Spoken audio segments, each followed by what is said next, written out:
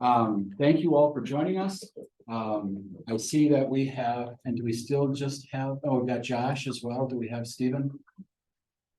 I'm in the office. No, okay, so I see Noel Halverson and Barb Dorf and Corey Bogenschutz and Josh Cock and Ben Andrews are all present, either in person or online. Is it Cock or Cove, Josh? I'm sorry, I know we've done this before. Josh, can you hear? He's not. You know, I pronounce his last name. I apologize. It's Cove, his last name. I think- I apologize in advance for any mispronunciations of your names. It's Please, hard. please. be- No issue. And, do we have any, action on the agenda here today? Looking for approval of the agenda. I move to approve. One second. Motion and a second to approve the agenda. Any further discussion? Hearing none, all in favor, say aye. Aye. Opposed, motion carries. Approval of the minutes, approval of minutes from the July 17th meeting of the Zoning and Planning Board of Appeals. Move to approve. Or give him the motion. I'll second it. All right. Motion in a second. Any further discussion on the minutes from last time? Hearing none, all in favor, say aye. Aye. Opposed, motion carries. Great. On to regular business, and before we begin that, let me read this statement. The Zoning and Planning Board of Appeals hears and acts on appeals for variances from city zoning code requirements. The members of the board are appointed, and the board acts as a quasi judicial body during these appeals, which means that appeals are presented like a case presented in court, not quite as formal, but still formal, right? And the board acts as judge and determines whether to grant the appeal by a simple majority vote. For each item, we will hear from the appellant, that's our two friends here today, and from staff, principally John, as well as any additional witnesses where appropriate. If you are an appellant for an item on tonight's agenda, please come and take a seat here at the table when your item is called. And then we'll begin with regular business item 1. And I just want to hear from all of our members about conflicts of interest and any other ex parte communication. So it is the goal of the Board of Appeals to provide and conduct a hearing that is fair in form, appearance, and substance. To ensure that this hearing satisfies these goals, would you please confirm the following statements for this appeal by stating, "I confirm." I do not have a conflict of interest in this matter. I confirm. I also confirm. I have not received any communication from any person or party about this matter. I confirm. I confirm. I confirm. Thank you all. All right, we will begin then with appeal 23-22, consideration with possible action on a variance request submitted by Bob Corey. Property owner and applicant to permit a parking stall within the front yard setback of a single family home at 1835 Shawano Avenue. And an information item, Alder Melinda Eck from District 11 is the alder. So please join us at the table. And I believe you got that wrong. yeah, I'm not requesting a parking spot. I'm requesting a slab of concrete to turn around. Okay, just turn around, not the parking. all right, we'll clarify that then as we go through this and make sure you get it right. John, you want to start with the staff report here? You ready for that? I'll swear you in. Yes. But I just want to make sure you're ready. Yeah, okay. John, do you swear or affirm that the testimony you're about to give will be the truth? Yes. Great. All right, let's begin. All right, so properties at 1835 Shawano Avenue. What you're seeing here is the roundabout for Taylor and Shawano. This is the newer Prevea clinics that were built on the north side of the road, which are back this way. St. Mary's Hospital itself is off to the east. So this is the property in question. There is a driveway that leads to the back of the parcel itself, where there is a 2-stall garage. The driveway itself is approximately 12 feet wide. It varies, gets narrower as you get towards that side entrance on the side of the property. That leads to the garage. It's noted here in this image. There's a tree here, but it's a 2-stall garage, approximately 22 feet or so from the front of the garage to the edge of the pavement. Why we're here today is because the applicant is looking to rebuild his existing driveway on the site. And majority of the site is in compliance. But what is the question is what the code deems as being a parking stall in front of property. So what we're seeing here is a parking stall that's approximately 27 or 28 feet deep from the plane of the driveway itself. The driveway goes north-south back behind the property. And there's what is a stall based on our code, a parking stall in the front of the property. Parking stalls, unless related to legal parking stalls, are not allowed in front of property. So if it's not leading to a garage, that is technically a not a legal parking stall. So the applicant is looking for relief to allow for reconstruction to happen on this driveway to keep essentially the existing conditions on the site. It's legal conforming right now, but with a change to expose the base layer of the concrete pavement. You would then be doing a reconstruction. The reconstruction, it requires being in full compliance with the code. And the pavement out front that is wide enough for a parking stall is not allowed in code. So what would the maximum width allow you? Right, so up in front in here. So our code doesn't get into specifics as far as giving a nice number to say, this is what a wide turn access could be for a stall. What it says is there can't be parking out in front of a home. This is more than wide enough for an actual parking stall. Our parking stalls are 16.5 feet in depth or 16 feet, and then 8 feet wide. And this varies between 28 as far as depth goes, and then between 9 and 16 feet because it veers out back towards the road itself. Yeah. You know, if as far as areas for having a bit of a bump out, so our code doesn't really address it. We would say this, as long as you are without a doubt not having the area for a parking stall, there could be some leeway to allow some shifting around.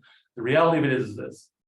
The the driveway is 12 feet in width. That is the max it should lead to for a driveway in general. If it's just leading as a single drive lane to legal parking stalls, i.e. the garage spaces in the back of the property. Any other questions for staff at the moment? We can come back later, but if you have none, we'll hear from the petitioner. Sarah, I have to ask you, do you swear or affirm that the testimony you're about to give will be the truth? Yes, sir. Go ahead and tell us Well, your case. it's a little bit limited. You have one car. That driveway, that turnaround and back be fine. If you have any more than one car, two cars, if you have company over there, you can't turn around in the back. And then in the wintertime, I can't feasibly, without permission, throw all that snow back there so I can turn around in that area on my neighbor's property. Because they'll squawk in the springs, they're getting a lot of melting. The front, if you look at the mailbox, in the wintertime, the snow is up to the mailbox. And on to the left there, to the left of my driveway, you see where that grass is. There's a telephone pole right in the middle of there. And the driveway starts like 5 feet from my driveway, so both tenants or owners pile snow, they go outward, so that center part by the road, the apron is full of snow too. So, and then I have a driveway, a double driveway across the street from the clinic. Cars come out of there. And I have, just down the road at Quick Trip, there's 2 driveways coming out. And if you back into that inner lane, you're taking a chance because you can't see who's coming. Especially if you have 2 lanes of traffic coming from Quick Trip and somebody is in the inside lane and they decide they don't want to wait for people turning and they cut to the outside lane by the houses. you're never gonna never see them coming. And I've had, just recently, I was backing a trailer in there. And people waited, but when I was back, I pulled out towards the clinic, I was backing in, and I got just. The trailer into the driveway, and some fool decided to come across me, go over the medium and around me. They don't wait, especially coming off that roundabout. And it's just hard to put snow in the winter time on that driveway. Because it narrows it. Right. And then if, you know, I talked to John, I said, geez, well, if I can't have the apron in front, what about giving me another stall to the right of my driveway so I could turn around there or park cars? He said, you can't do it. If I had an attached garage, I could do it. So I'm pretty much stuck. And it's not for me, I go there on occasion to see him, my daughter's living there now, but for anybody else that lives in a house from now on, it's gonna get worse. Quick Trip is getting busier and busier by the month. Sure, go ahead. So have you? What, I think you probably know one of the reasons that we can't allow parking in front of homes is the fire code, or for fire, because emergency services, et cetera. I understand that.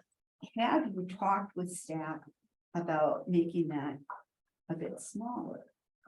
As I was sitting there, I thought about that. I said, I don't wanna park there. I wanna be able to turn around and get out Right, safely. so that, I'm not saying that that I can grant that or anything, but I'm thinking maybe when it gets us time to be able to get down to staff and ask questions, that might be, I just wondered if you were willing to consider something that. Well, definitely, yeah, but when John explained to me, and I talked to some other people about the situation. And they said, no, that the code is you can't have a parking spot. Right. I keep going up, it's not a parking spot, it's a turnaround for For me. you it is, and I understand that, I do, I read through this, and I do understand your intent, and it just is what it actually is, it could be a parking stall.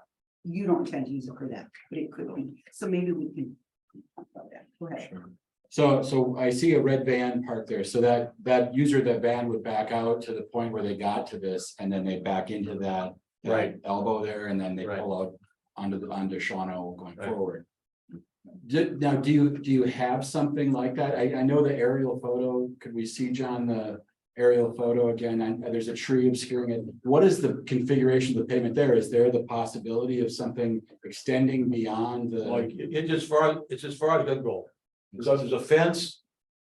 My neighbor to the east has a fence, Mhm. so you can't, You can't go I any. can't go any that further. way. Yeah. the driveway now is, as far as I know, about 2.5 to 4 feet from the lot line. And then as far as going back further. The driveway is about 5 feet from a cyclone fence.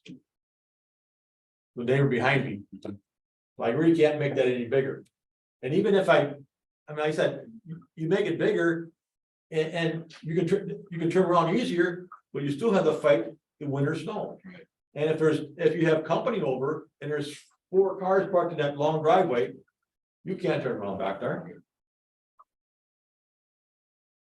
I would prefer if they could ease up a little bit and give me another stall in front.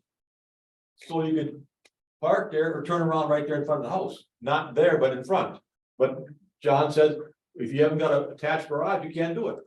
My neighbor to the right's got 3 stalls, neighbor to the left's got 2 stalls. But they both have attached garages, single stall garages.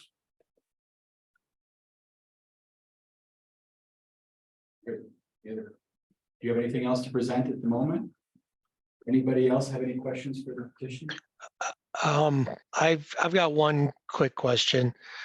So your intent is to basically replace the exact layout that it currently is, or were there adjustments you were making to the front where, I mean, I guess, were there any discussions on what you can possibly do in the front? Because it looks like you have the approach, which is basically just wider than what would be standard to the front door of the house. So is that what you're playing around with? I was gonna stop in front of the front porch. Right now it goes to the end of the front porch. I'm gonna stop before the front porch. But it could be smaller. All I want is to be able to go out of my driveway safely. For me and for anybody else that pulls in there. So any other questions for the petitioner?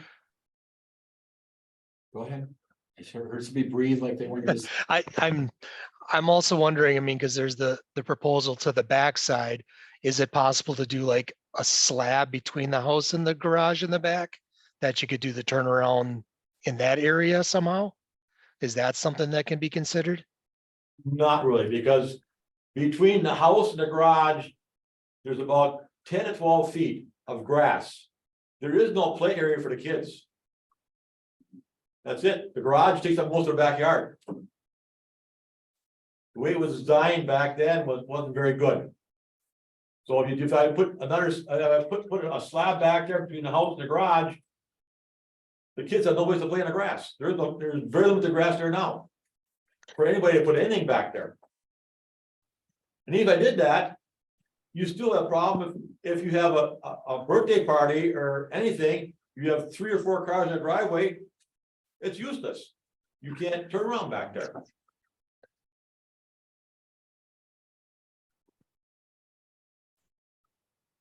Any other questions, Josh or Corey? Any other questions, Barb or Ben? All right, I guess I would ask the same question that Corey had to John is would something in that backyard be in compliance with the zoning code? I didn't hear that answer. again, Josh, can you repeat that? Would I heard the applicant's answer as far as any work in the back of the house.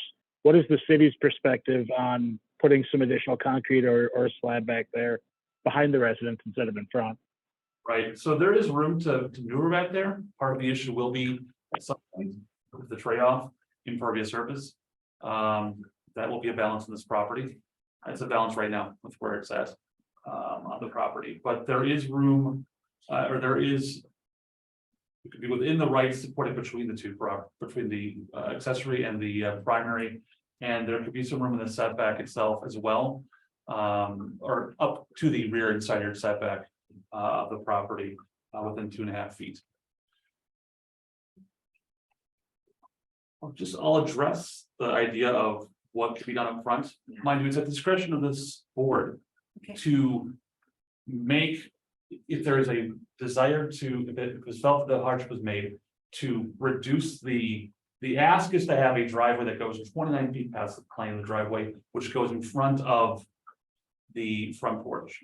That can be reduced by this board to say it can only go so far rather than 29 feet, and it can only be so wide rather than being upwards of 15 feet wide and narrowed down to a lower number to make it sure. more appropriate. And John, the standard dimensions of the parking stall are, 16 by 8.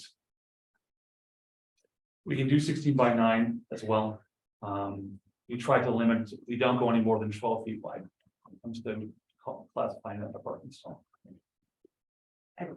yes, go ahead. So if, when we have our discussion, we maybe would talk about this, would you be willing to go back and work with our staff and come back to us again if you needed to? Because to see if there was a way that it could be worked out. Are you on a timeline here? No, yes, but I was hoping to be settled tonight, but. And it might be, Yeah, I'm not sure. Like I said, I don't have to, and then 30 feet, to me, it was put too far anyway. It should be, you should put your parking right by the front porch.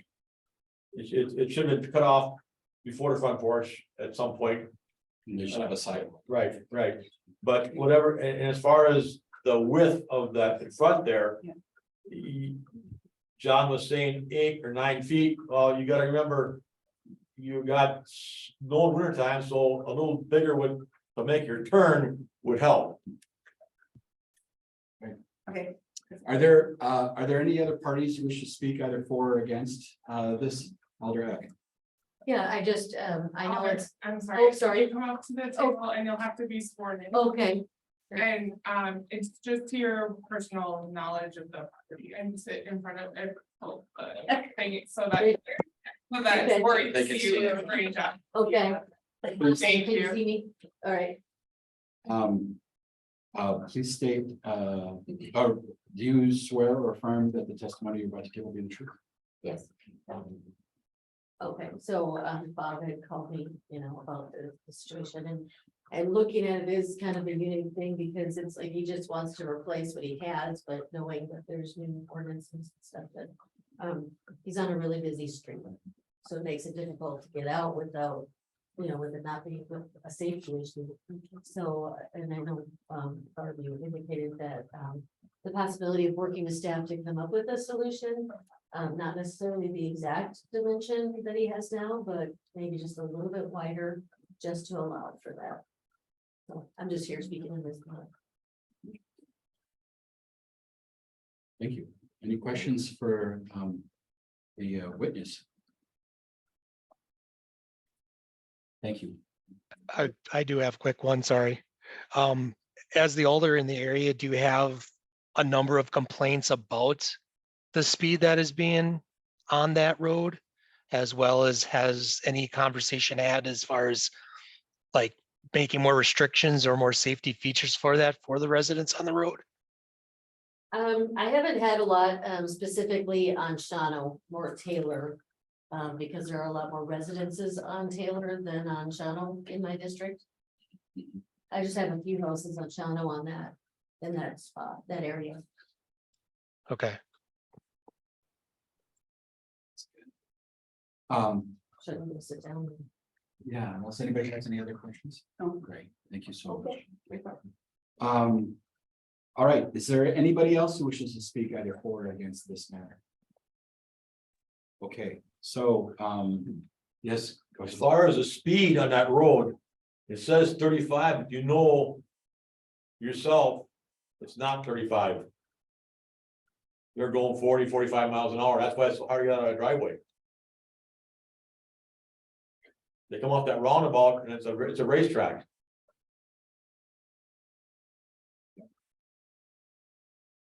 All right, hearing no further questions for the petitioner. Thank you, sir. Please take a seat. We'll deliberate and see what we can come up with here. I think that, shoot, now, as soon as I ask you to sit down, I have another question for you. It's okay. You don't need to. But Just, do you know how long ago that was put in like that? I bought that house in '89. And it was like. And it was like that when I bought it.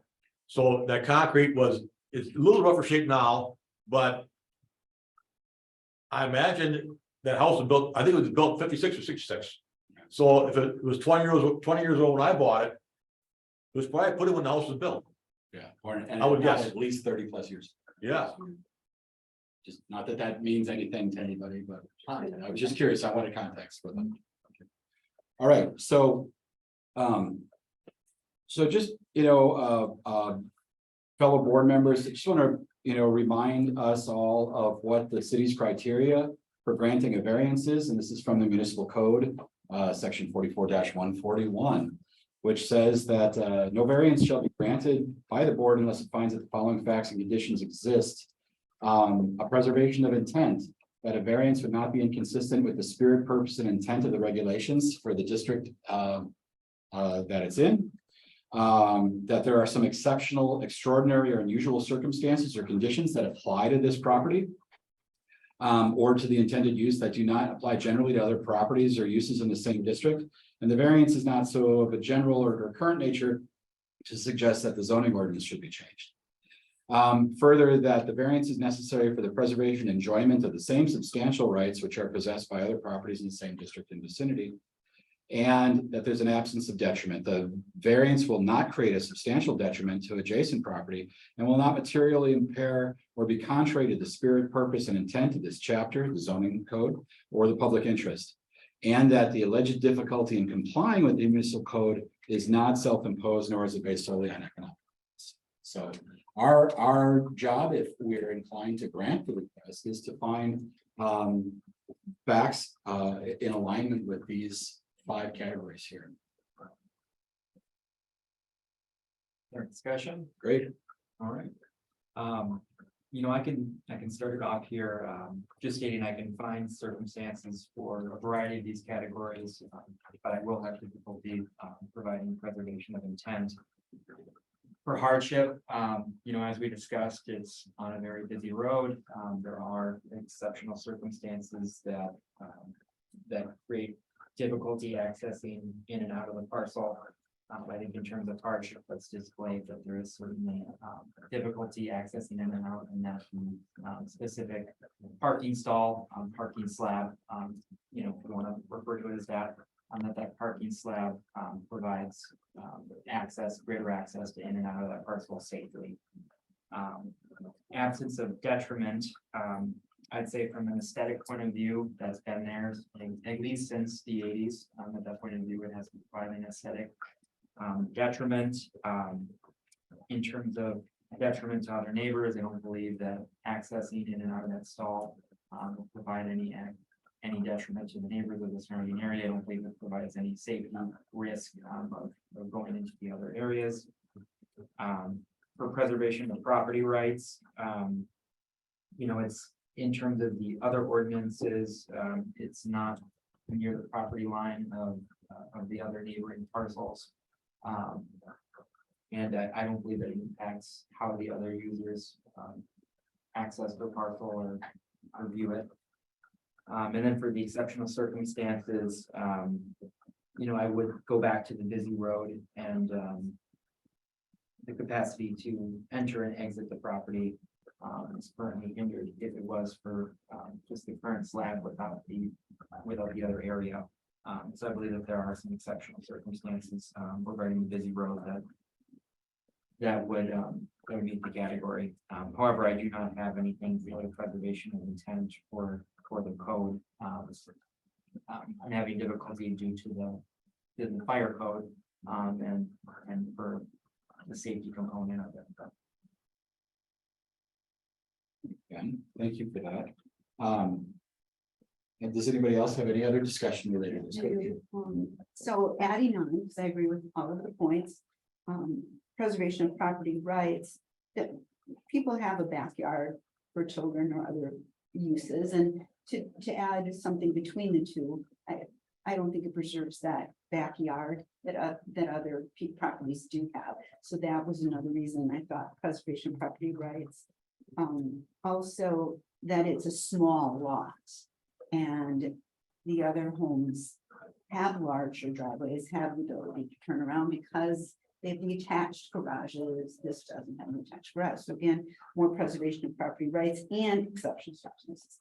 And again, I don't have anything for number one, which is where I'm hoping we can send this back to work it out so it can become a smaller thing. Well, we might still. We might still be so- able to do it. So let's hear from Okay, Josh I and agree Corey. with If all you've got of that. anything else to Okay. add to the discussion to this point? Can you bring up the list of them again, please? I'm just like Barb and everyone else, preservation of intent I'm struggling with. I can't, that one I'm having a hard time with. I can certainly see some of the exceptional circumstances, small lot, busy road. It definitely seems more of a commercial district area versus a residential. So that traffic level there certainly does make it unique with regard to that piece. Preservation of property rights, given the ability to use the property as they see fit. I'm the absence of detriment, I'm a little bit iffy on as well with regard to the front driveway or reverse stall. The aesthetic is not there as far as what I think the rest of the area would prefer to see, I guess. It would be more where I would see it as far as a public interest, that it's not aesthetically pleasing from every other house that has a similar setup. Hardship is a balance. I can see both sides where it could be in part self-imposed as far as like the way they want to use the property, and yet I mean, you can back out, but yeah, there is definitely a degree of safety issues with regard to backing out on the road. So that's where I'm sitting there, but I'm I'm 50-50 on this one overall right now. Yeah, I've got a couple of the same concerns here. As I look at that broader map, it looks like there's a couple of other single stall driveways in that neighborhood as well. Looks like kind of on the northeast there, just east of the new parking lot. So I don't know if there's anything specifically unique about this particular property versus others in the neighborhood. It's a difficult case. I get the safety issue. I think that a lot of that can be addressed by backing into the property to begin with instead of backing out, or parking in different areas and walking. I think there's other ways beyond a variance in this particular instance, in my opinion. Not that I don't feel for the difficulties of living in this part of Shawano Avenue, but I'm having a hard time getting there. I see that Stephen's joined us. Stephen, if you have anything to add? The only thing I could add to that, and my apologies for being late, Mr. Chair. I had a client that went late on me. My apologies for that. The only thing I could really say is that the circumstances on Shawano Avenue have changed considerably over the since the applicant bought the house. And towards the preservation of intent, I don't think the intent was ever the intent was to keep people from putting this kind of space in, but in this particular circumstance, I think that it's beyond the fact it's been there that long. I don't think it's a violation simply because on Shawano Avenue, that used to be a light, and you'd get breaks in the traffic in order to get in and out. And at this point, kind of looking at it as terms of preservation of intent, I don't think that given the small size of the neighborhood and the massive changes that have gone on there, I don't think it's any secret that the construction in that area has been significant over the last several years. And the change in the traffic flow, I don't think it was designed to keep people from having an easier way to get out of their driveway. That being said, I'm not entirely sure that is the most valid of reasoning. Thanks, Stephen. I am looking at this and not agreeing with all of you in some ways, and maybe in others. So let me recap what I'm looking at when I see this here. So when I think of the preservation of intent, test, right? The variance would not be inconsistent with the spirit, purpose, intent of the regulations for the district in which is requested. And certainly in the case of, parking a slab of concrete in front of a house, between the house and the street, the code is intending not to have that because we think that's not pretty, right? And that's something that's an eyesore or not an attractive thing to do. And I think that's why we don't allow it in the zoning code. That's my understanding of why that's like that. However, I think that the design standards that are built into the zoning code for a single family home in this district would take as a given that somebody should be able to safely access in and out of their property to the right of way.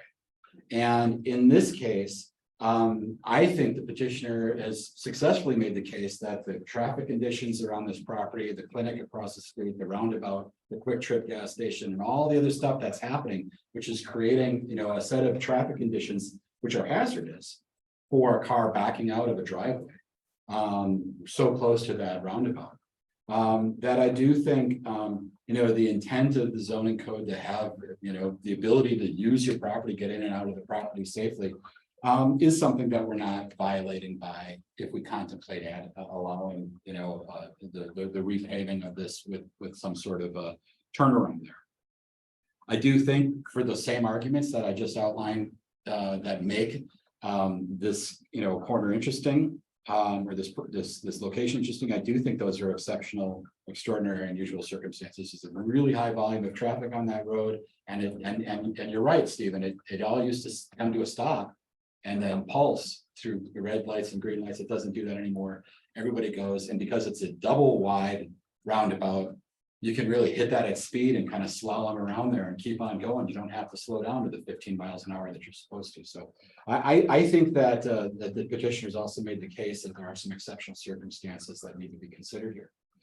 Property rights, you know, the variance is necessary for the preservation and enjoyment of the same substantial property rights. Other properties in this neighborhood, you know, those individuals owning those properties expect to be able to safely access the right of way, from their property. And, you know, in some sense, if we were to put a wall at the end of his driveway, you know, he'd have a beef with that. In a sense, we're creating, or we've created through traffic engineering and other things, a risky situation, and I think we can mitigate that with perhaps you know, some version of what he's got there. Now I'm thinking about the length of time that this has been here. And that, so certainly it, you know, it's not going to be any worse to the public interest. There's not going to be any new impairment of the public interest. And in fact, if we do grant something, I would imagine we would re-engineer that so that it's a smaller footprint, and maybe say, and there's got to be some planting between it and the street, that we could see an improvement of the appearance of that slab in front of the house. And that the hardship here is not self-imposed, and it's certainly not an economic thing. It's a safety thing. It's the conditions of the property that you know, he's owned for some time, and I think again he's made that test. So I see it, you know, not as a waffle, but I'm pretty solidly in favor of talking turkey on what we're actually going to approve if we do consider granting variance today. So I was thinking about making a motion, because I'm also wanting to grant this. If we can reduce the size, I'm definitely in favor of granting it. But so I heard 8 by 16. Is that what you said? That is a minimum size for a legal parking stall. Okay, so if we did no wider than 7 3/4 feet and no longer than 15 3/4 feet, which is a smaller size.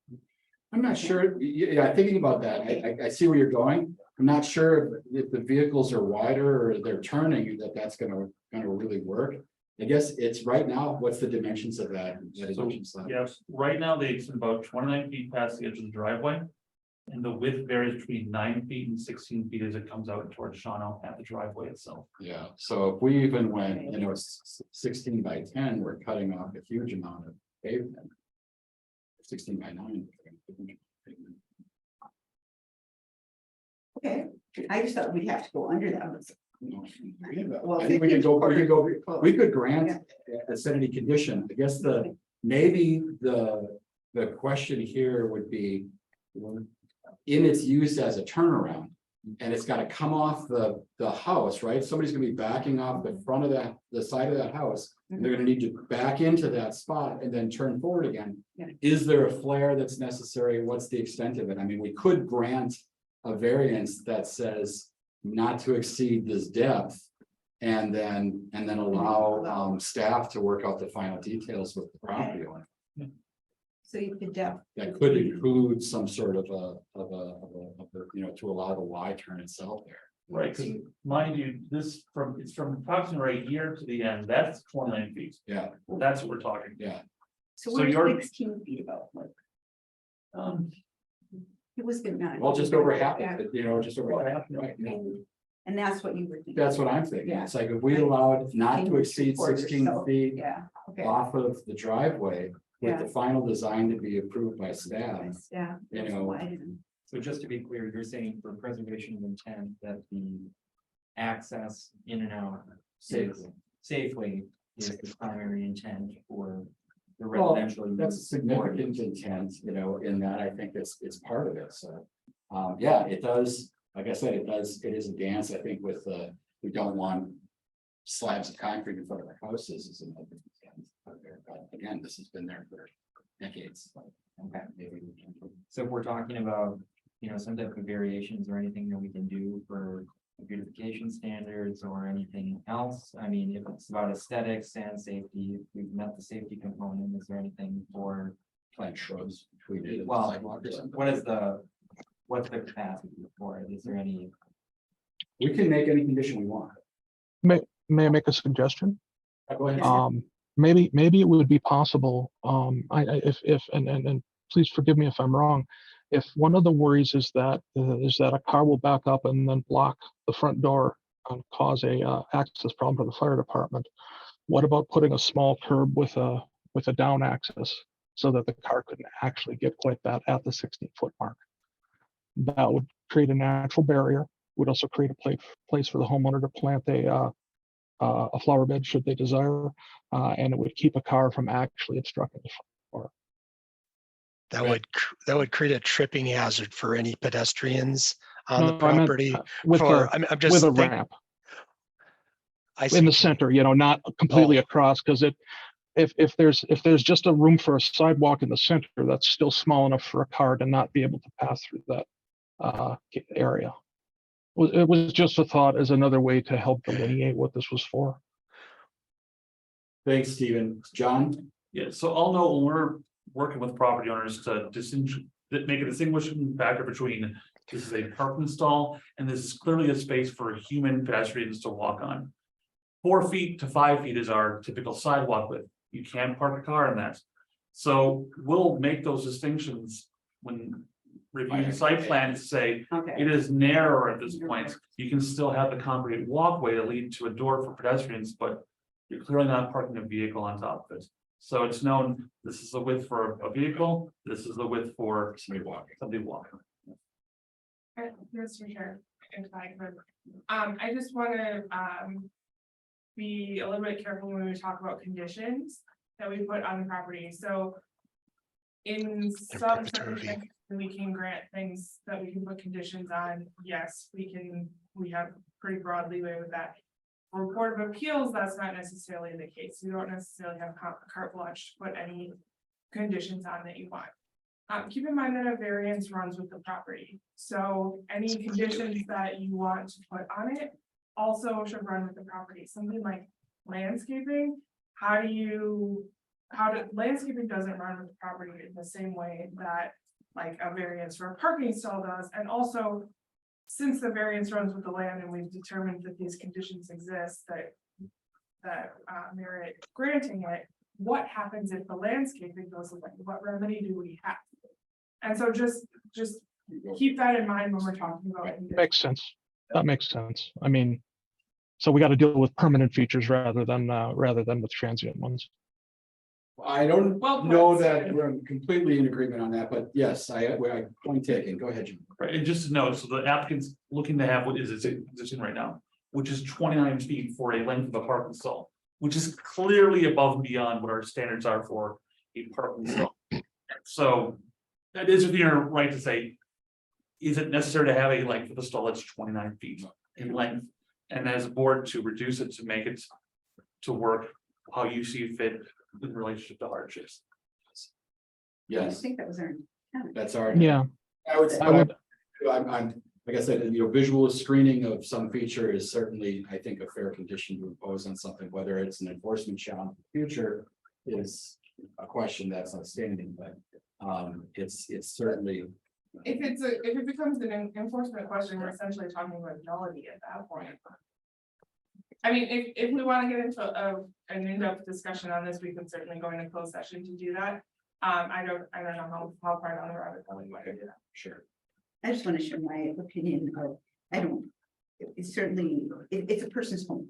They have a right to landscape what they want to do.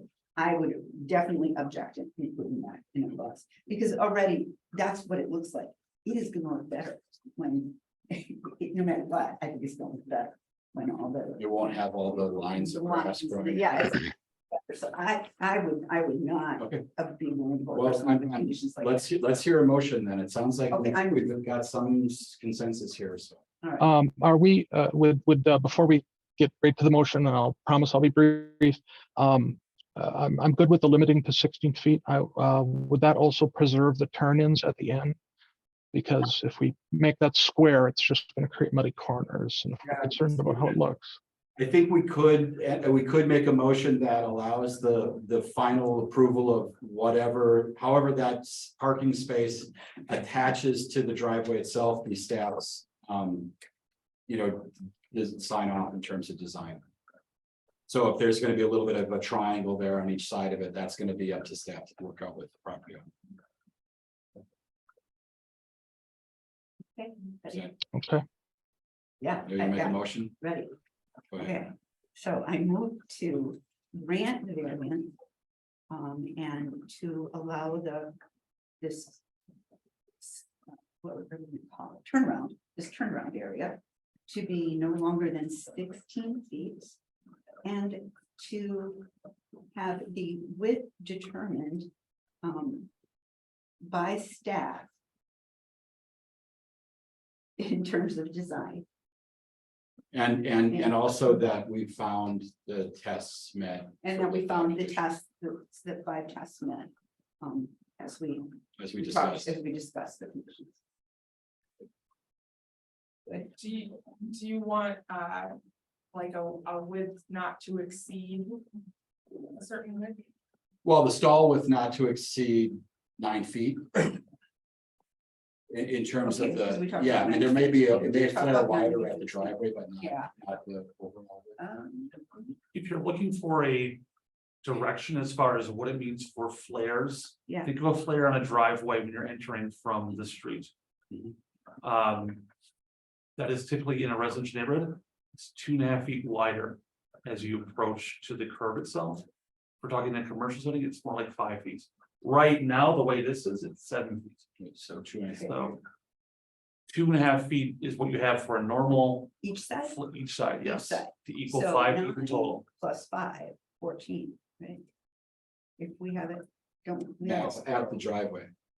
And then it gets narrower. Oh, I see, Right, where your point of entry is, so normally it would be a street, in this case, it's flipped 90, that's the driveway itself. right, And so typically on the street, our specs for streets have a 2.5 foot on both sides of a driveway entry to turn into. I think splitting the difference at 5 between what they have there and what the standard would be at the street would be acceptable to me.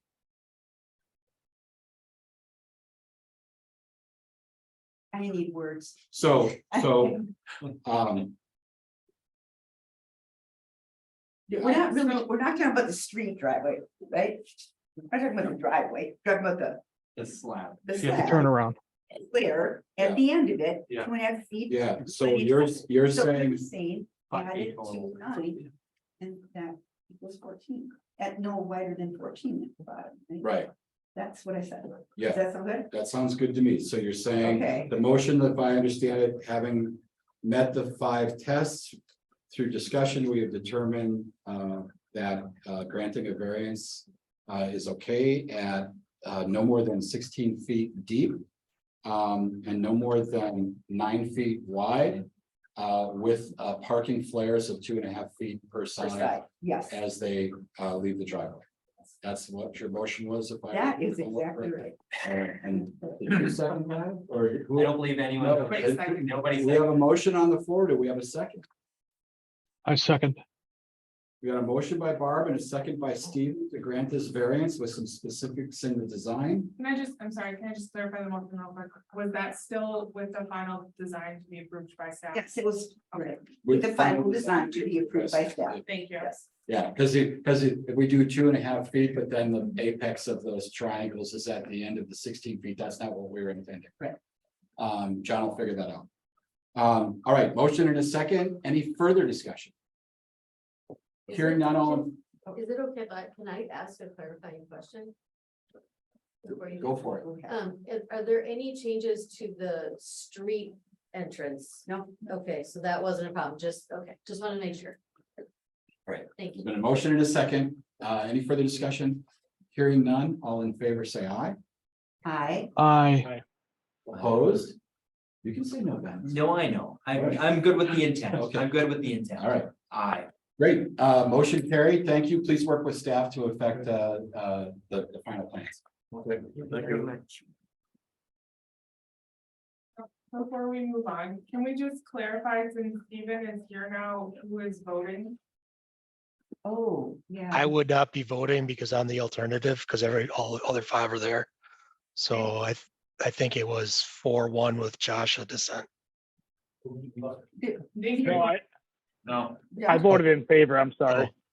It's just the timing, sorry. Thanks, Corey. Yep. Yeah, sorry for the delay, everyone. I'm sitting in the hospital here this afternoon, so appreciate your patience. Oh, good Lord. Hey. All right. Thanks for coming. Yeah, No, that's- I'm fine. Just waiting on someone getting out of surgery. Okay. Oh, okay, well. best of luck to them and to you. But thanks. Pretty nice. Right, next. Okay, so we're gonna move to appeal 23-23. Consideration with possible action. Variance request submitted by Eric and Ann Turpa. That's correct. Applicants and property owners at 1010 Christiana Street who seek to build a new detached garage which is not subordinate in area to the principal structure of a parcel within a low-density residential R1 district. And this is in Alder Brian Johnson's district number 9. All right, so before we begin, I need to ask, as under our goal at the Board of Appeals here to provide and conduct a hearing that is fair and form, appearance, and substance to ensure that this hearing satisfies these goals. Would you, each member, please confirm the following statements for this appeal by stating, I confirm. I do not have a conflict of interest in this matter. I confirm. I confirm. Confirm. I confirm. I have not received any communication from any person or party about this matter. I I confirm. confirm. I confirm. I confirm. All right, and is John still, do I need to administer that If you again? can just swear. All right, John, we're gonna start with staff testimony here. Do you swear or affirm that the testimony you're about to give will be the truth? I do. Thank you, sir. Go ahead. All right, property here is on Christina at 1010. I can see the neighborhood in general. And so, well, many single family homes that are along the street itself. This is zooming in on the property. It's a 2-story primary residence and currently has a detached 1-stall garage. This is a look of the property from last fall on Street View. You can see the driveway leading back to the existing garage. So what the applicants have proposed is they would like to put in a garage that is approximately 720 square feet. The reason why they're here is because the footprint of the building itself, the garage, being the accessory structure, is smaller than the footprint of the primary structure in the site plan that has been submitted. You mean? Wait a minute. It's, yeah, thank you. Using too many double negatives. I use that in the discussion before with the actual title itself. So the garage would be larger than the house for footprint wise. For floor area wise, it would not be. The floor area would still be larger than the garage. It's 2 stories. The house is 2 stories. The garage is a garage that happens to have some space to have, if you want to call it an attic space or a loft space inside of this. Bulk requirement wise, with the exception of the garage being larger than the house, it does meet all the requirements for this district. The issue that comes into play is the garage is larger than the house itself. It's a smaller lot, pretty wide, and yeah, no problems with impervious in this one. That's is still looking good. You'll note here some decorations that you're looking to see. It's spinning right to the line, but it's fine. 10-foot wall, 10-foot tall walls. And there are a number of garages in the neighborhood that are 2-stall garages. Great, thank you. And to our petitioner, Joe, first of all, any questions for John? What would the change need to be made to make it compliant? So the existing home itself is approximately 600 square feet. It would need to be less than 600 square foot for a footprint for a garage. So it's approximately 120 square foot difference in Okay. size of the 2 structures. Basically, it'd Thank be you. 4 feet shorter. I look at those two, because it wasn't at 24 and 24. When I measured it, I came up with 600 square Okay. feet. So this is actually discounting it a bit right here with that number. So it's 120 square feet is what the difference is. Any other questions for staff? All right, to our petitioners then, do you swear or affirm that the testimony you're about to give will be the truth? Yes. Right. Tell us about this request and why you did it. Well, as he said, our house is small. We are 2-story, but we have limited storage space. So we are looking to increase the size of the garage to allow for 2 vehicles. Most homes today now have 2 vehicles. But in addition to that, we want to be able to store household items from the basement that would not be, couldn't freeze, like decorations. That would be done in the upper story or in the loft or attic of the garage, but still allow for adequate space for lawn equipment. Lawnmower, snow blower, stuff like that. Toolbox, yes, tools, today, houses back when this house was built, people didn't have, as much as they do now. And we're just looking to expand, and we're not looking to expand wider than the home. We're just looking to be able to expand in the rear of the garage to allow for a staircase. And I think in the design, it tells you that the stairwell is in the rear of the garage. So in order to do that and still allow for adequate garage space for 2 vehicles. Right. And put things on that floor so that you can access them. Use. them. Right, I mean, literally, I have 1 closet on the main floor. And that's it. I have a basement, yes, but the basement houses, your washer, dryer, so there's not a lot of space for storage. And that's what we're looking to do, is to build a garage in an adequate size to be able to store additional items in the garage or in the in-room attic.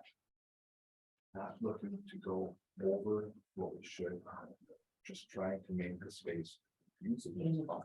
So I mean, we're not going as wide. a ladder for me these days, my left knee, is I'm about to have surgery on that. My age, my heart condition. Fortunately, have bad genetics. Sir, could you speak up, please? I unfortunately have bad genetics and have spent some time in the hospital recently. And I'm getting old and my condition is not going to get any better. So I'm looking to make things a little bit easier for me. Yeah, because a smaller structure would not allow for a stairway. Right. To go to the upper storage and the in-room in attic. So we're all, it's a safety issue that way also, we're looking to have easier access versus climbing a ladder. First, Right, Right. I'd like to say that. I had to admit to myself the other day, I'm just not that person. I can't do it. as I I was have to be gonna prideful and say, no. say, we still want to preserve most of our backyard, so that's why we're not going as wide. I know our neighbors on either side have a 26 by 26, we only want to go 24 by 30, so we're just adding the additional space in the rear. To the back, we're not looking to make anything structurally not look Right. correct. So both our neighbors on the left and the right, they have a 26 by 26 garage. We're only looking to go, 4 more feet. Yeah, they might have slightly larger footprints for their principal structure as well, Right. which made this non-issues for them when they were building their larger. All right, any questions for our petitioners? Yeah, I do have one question. So when you came up with the dimensions for this garage, was it based on like a prefabricated? We do have a Kit for- design from a prefabricated kit from Menards. But I mean, it was to the point where my husband and I literally stood at the edge of our garage as where it stands now. And we went out and we kind of played with the Numbers. dimensions as to, What fit and what would still aesthetically look nice. And we don't want to go, we like to keep our yard. yes, We do. We have a rather nice backyard. And a nice front yard, Don't too. really, don't really want to take Oh, away you actually got the picture where it Just still want to had build something that. flowers. Useful to us. That one really will be useful to somebody else Right, and make their life a little bit better than what we had because, well, we just didn't have the road. Right? So all we're doing is trying to make. we're just trying it to, more. right. It's, So Make it a- I want to make put it it up usable living out of the way. space. Yeah, and, kids can go play up there. If that be the case. We're done with kids. I need to store it. Yeah. That's what we need. so in terms of, seeking either a prefabricator or a contractor, are you stating that just based on the dimensions that they have available, that limits based on your criteria of having a two-stall garage and a ladder to get to a loft space? Right. So when I looked at the prefab designs, we were looking for something with an in-room attic. A lot of the smaller dimensional prefab, or I don't even know if you can call it prefab, it's just a design, it's Yeah. a kit. Yeah. Right, it's a kit. It would take away from the space needed for vehicles and lawn equipment in the ground floor to go smaller, even with a staircase. So that's, adding a 24 by 24 with a room and attic. We're still not gonna be able to really put A lawn lot of equipment. equipment in the toolbox. The house for my tools unfortunately is the size that it is because I was a professional technician by trade. And my toolbox takes up almost a 6 foot by 3 foot patch all by itself. Yeah. And that thing, I have to almost stand on a tool to look in the top of that. So 24 by 24 with a room and attic, we still have to have enough room for lawn equipment, a toolbox. And an area to access that attic. Yeah, and I appreciate, your uses in your current situation and what you're trying to do. We're just gonna try and bring the focus to just dimensions and space and how this all fits, but thank you for that. We get it and know that you're trying to bring something to the table that represents what you think you need for the property and we'll consider that. Any other questions for the petitioners? All right, is there anybody online who would like to speak for or against this matter? There's nobody in the room with us other than those at the table, so thank you, and we're gonna deliberate a little bit and make a decision here, so. John, I think, the garage dimensions that they're talking about here are fairly typical dimensions on a two-stall garage. I'm not seeing something really unusual there. It's really a function of the fact that the house is smaller. And that's kind of an odd, more odd than you would think these days, that it is so small. I remember past conversations here at this table about garages being attached, detached, and, it's like, are there games that they could have played to like connect this garage with a causeway or something like that, and then we wouldn't even have to have this conversation because it would then be kind of an attached or semi-attached garage, something like that. Correct. Oh, well, I just think that in it would be different in this part that the footprint of the subordinate use, the accessory use is not as high as the footprint for primary use. Mind you, floor area wise, it's the primary building is still larger. But this is odd compared to, that's why we have variance. Yeah. It's not our situation. But it's a fair enough point to note that there are plenty of two-stall garages of that size in the area. Go ahead. Plus, it's a smaller lot, and I wonder how old the house is. 1936. So back then. The footprints of houses were smaller, the footprints of garages were smaller, and now to preserve. Property rights, have a 2-car garage, and. I'm actually in favor. Yeah, of this. in every character, this would be an acceptable thing if the house had just a slightly larger footprint. If they added on 121 square feet to the house footprint, this would not be an issue. But that would be unreasonable for them to add on. I can enlarge my kitchen. Yeah. Oh, I don't. So, so speaking to this, again, we want to look at preservation of intent, exceptional circumstances, preservation of property rights, absence of declaration of hardship. Does anybody want to address any of those? Do we feel that those have been laid out in sufficient manner so for us to be able to find that these tests are met? Or go ahead. Yeah, I mean, the only one that I really have a ton of problems with is number 5. Because this is a self-inflicted problem. But I do have an idea, and maybe John could address it. So the problem with making the structure smaller is that the stairs then become an impediment to the use of the garage for space. And maybe the kit doesn't allow for it, but maybe that can be worked around. John, if they put the stairs externally on the back of the garage, would that count as part of the structure? And could they shrink it to the correct square foot size and then have an external access to the second floor with a door? Would that be, is that out of the realm of possibility, or am I just, am I visualizing this incorrectly? Good question. That would give everybody everything they want.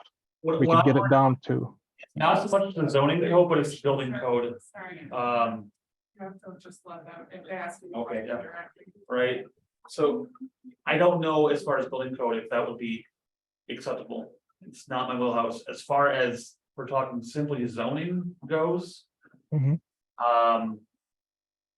That is a possibility. I don't know if we reach square footage, and necessarily make that, to still make it a non-bullet point. But I can't go down the idea, the building code is more of the issue that I think would come into play with this potentially. okay. It's just a thought that maybe, you know, if that's something that could be done, if we can have our cake and eat it too, that would still allow the petitioners to use the space in the way they need and take care of their particular physical needs in order to get to the second story and the storage needs, while still being within code. It may be, if that, it may be advisable at some point or another to consider pushing this matter off while that's looked into. Because our decisions, and please correct me if I'm wrong, our decisions are can't be appealed for another year after we make them. That's correct. It is correct, yes, yeah. So something to think about. I don't think it meets the needs when you look at the climate in Wisconsin. For as far as safety, when you look at snow falling upon an open staircase and up there, I don't think it's going to meet the safety needs for. Oh, plenty of people have open stairways to get to their second floor apartments. I mean, I don't think that's I've seen that around town. It's likely an older code. Anything newer probably would not approve of it, I would think, from a building standpoint for, like Barb said, safety wise, for having to clear it and everything. Right. I guess the reason I'm bringing this up is because I don't see how we get around number 5. They knew the size of the house when they bought it, lived in the house. It's not, this is a self-imposed issue that they have too much stuff. Yeah, and you know, Stephen, I hear your point. I think, you know, that's the sort of thing that we can talk about as we chew on this stuff, but I'm not, I see eye to eye with you on there. I mean, I think the you know, the self-imposed is, it's like, oh, they dug a swimming pool, put an in-ground pool, and now they don't have a space to put the garage, so they gotta get a variance from the setback requirements or something like that. And I look at that as being self-imposed, but just the fact that you bought the house and now you want to expand, I don't know that that's necessarily. We've denied on that exact grounds before, because you bought the house, you knew what it was, you don't have room for your toys now. You specifically in those side pull-out driveways, we've used that as grounds to deny that as well. So, And Stephen, I hear your perspective. I think that falls more under number 3 with the preservation of property rights. Because fair enough. I think I'm willing to be convinced. I think okay, I don't, No, I'm having the same difficulty you are, that, I think that the two-stall garage can be accomplished, and allow these folks to enjoy the same substantial property rights. I don't know that, that the staircase, while nice and certainly makes sense, I don't know that the desire for that particular design element meets the need for a variance. I think that the compliance can be had here. There's certainly other options available to reconfigure the structure without need for a variance. So I remember one that we had where we recently out in District 1, where we did allow for that larger garage footprint.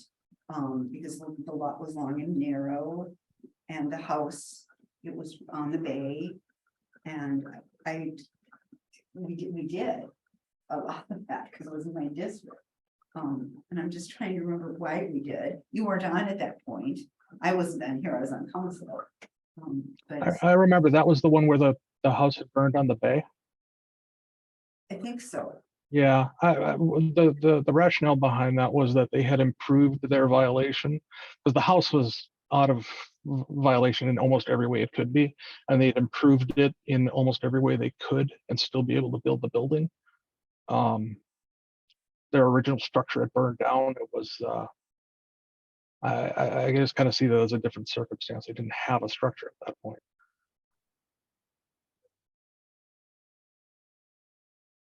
I don't think it's self-imposed and I don't think. Okay.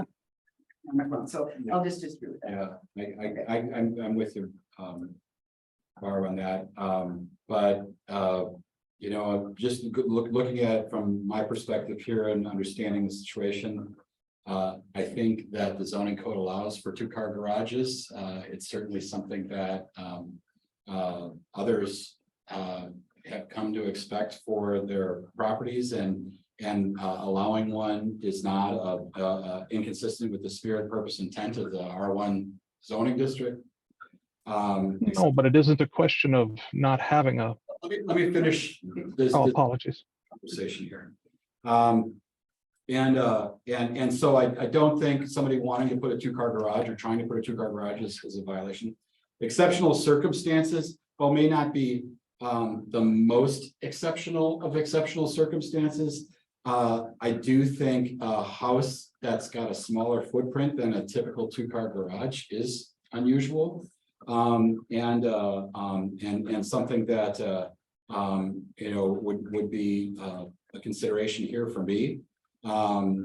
Also, I think that, being able to tear down your existing one-stall garage and building a two-stall garage is something that folks should be able to expect to do in a residential district. And they could here, and meet and perhaps meet the code. But I think also, that, they're wanting that preservation enjoyment of those property rights with a slightly different thing that, and I'll get to it in a second. The absence of detriment. We see the other garages. This is usual and customary in this neighborhood. I don't think it's going to impair the public interest in any way whatsoever. And I think if, they were to have a garage that would comply, the garage that they desire that would comply, a garage that's not outside the bounds of the typical two-stall garage being built today, they would have to add 120 square feet to their residence. And I think requiring them to modify the primary structure in order to get a garage that meets their needs is unreasonable. And so I can see that would be a hardship. And then last but not least, I think the question I initially asked John, if they built some sort of breezeway connecting the house and the garage, that would count as some sort of an attached garage. We've seen that sort of thing done before, that this would be okay without any variance whatsoever, right? The only thing I'll note that this is an accessory structure, so there'd be setbacks for a primary structure at that point. So that'd be setbacks coming off the rear yard, things of that sort. That would make it a bit different. But they could configure it a different way or something like that. Presumably you could configure it a different way to make that happen. Yes. But still, right, it would be a moot point in terms of the size, the footprint differential between the two if they connected two structures together. Yeah, noting that you have the space you're connecting would add on to that footprint of your primary, which would equal your ratio to make you at a 1-to-1. Yeah. It's maths, but it's, And I think that's goofy, and so we don't need to require somebody to do that. I think that's unreasonable as well, so. I don't know, I mean, it's not the strongest argument, but I do see myself personally. Like a meeting of these different objectives, and these tests in terms of the conditions for this variance. But that's just my perspective. You're all welcome to violently disagree with me. I mean, I think I agree with you on most points. I agree with preservation of intent. I agree with the exceptional circumstances, even preservation of property rights. An absence of detriment is you're absolutely right. The thing is that to me, where the focal point of this isn't, can we build a 2-car garage? I assume that the compliant building would still be a 2-car garage. That's, 2-car garages are what average 18 by 20 feet. That average is getting a little bigger than that now, but yes. Well, so this isn't a question of can we build a 2-car garage? This is a question of can we build it bigger than is allowed by. Thanks, Stephen. Other comments, Ben? Yeah, I think we're getting a lot of discussion about what the specific, purpose is. I don't know if that's exactly the point. For ordinance, it states the accessory use or structure shall be subordinate in area, extent, or purpose to the principal structure. Or structure serves. So I'm not quite sure, the discussion about what the specific purposes are, if that's necessarily relevant. For the area per se. You mean, can I ask you a question? Sure. Just to clarify. Of course, the storage and all that, absolutely, But, we don't take that into consideration. However, a 2-car garage, having a 2-car garage, also, when that house was built back in the day, I do have to say that they probably didn't have a lot of snow blowers and riding lawnmowers and those types of things that people don't like to see cluttering up backyards anymore. We have rules about that. So we don't want clutter either. So we do want a garage big enough to fit some of these things into. So that's where, I'm a little bit, it's certainly like Christmas decorations. No, we're not, that's not our thing. But the vehicles and the bigger things that would fit into this garage, I think it makes sense. The house, when it was built at the tiny footprint, even though it really is bigger than that's 1,200 because it's a 2-story, but I know we have to go with the footprint is 600.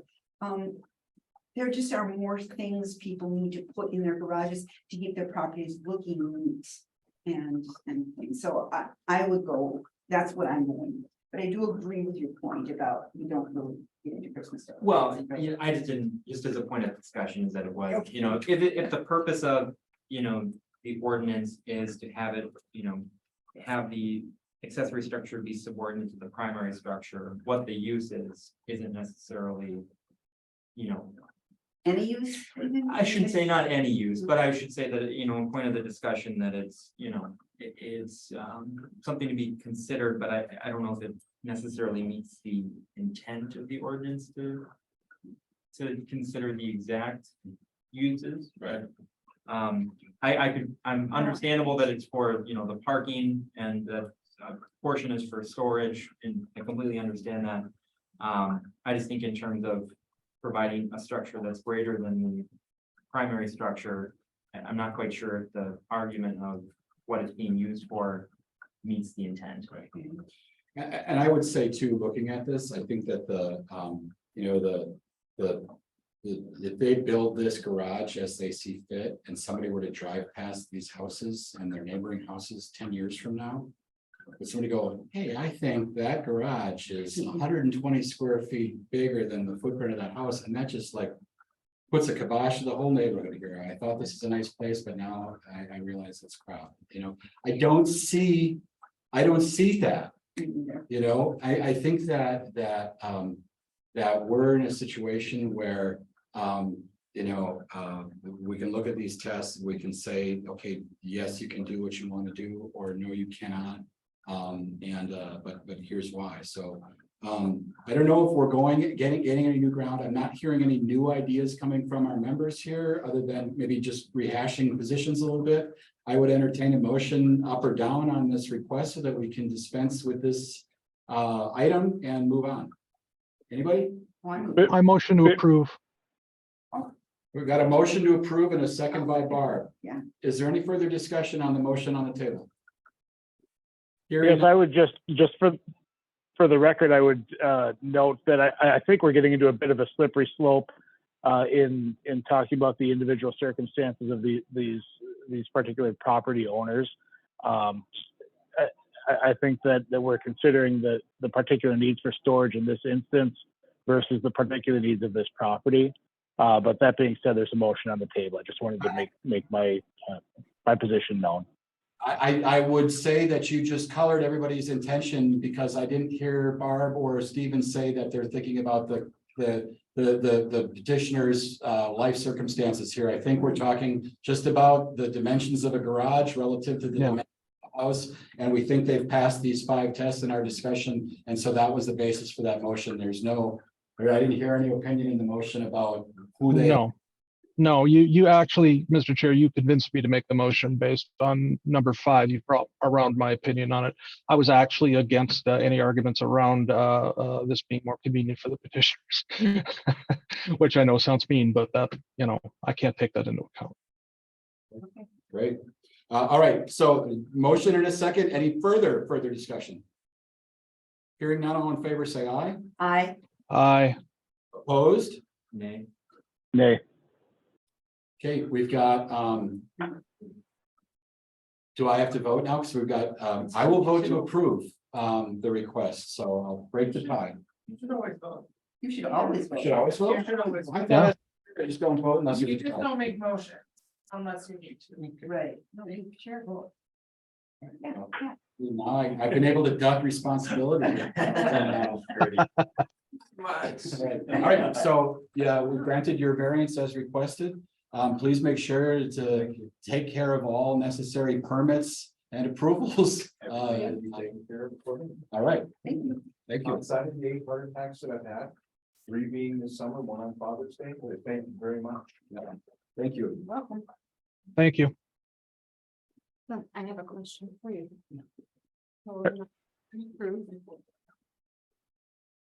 So, moving on from regular business, I think we're on to informational, and the only information I've got for y'all is that the date of our next meeting is given as September 18th, 2023.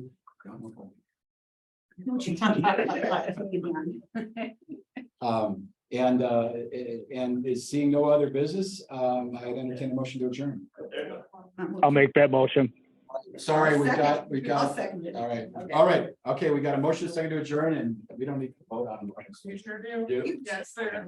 All right. Yeah, yeah. Aye. All right, all those in favor say bye. Bye. Aye. Thanks, everybody. Thank you all.